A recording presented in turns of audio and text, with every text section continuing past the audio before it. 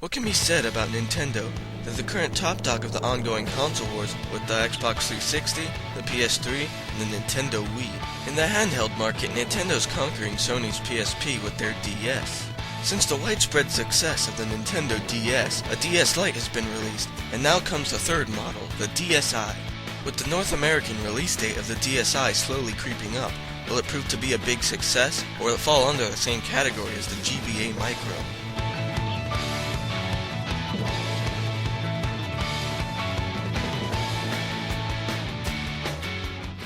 Okay, now let's talk about the features. The DSi is slightly thinner than the DS Lite. It has two 0.3 megapixel digital cameras. The screens are a fourth of an inch bigger, 5 brightness settings, lower battery life. It plays AAC audio, there's a DSi shop, and there's no longer backwards compatibility. Okay, so now let's discuss these features. Well, both the console being thinner and the bigger screens are completely pointless, but I guess they're nice touches, They really don't add or take away from the experience. The two cameras that the DSi has are garbage. I mean, most phones have better cameras.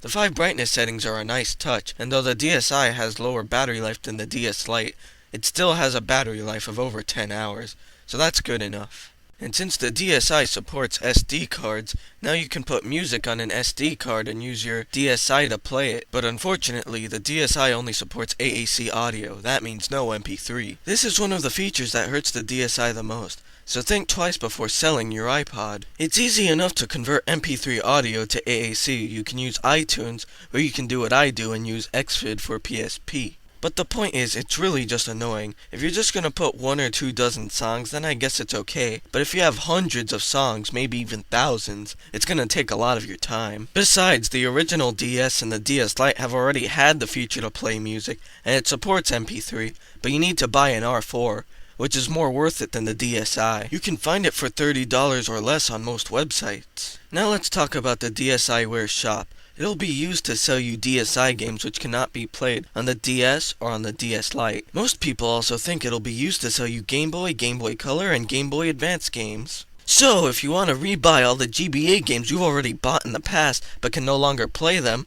then this is the handheld for you. Supporters of the DSi tell you to just buy a GBA with it, but that makes it even more expensive to begin with. And that's another thing I didn't talk about, the price. $170? That's a huge ripoff. When the PS3 was first released, there was a 60 gig model that sold for $600. It was backwards compatible with the PS2 games. Later, an 80 gig model was released for $400. It removed backwards compatibility so that it could be cheaper. So why is it that when the DSi removes backwards compatibility, it's more expensive?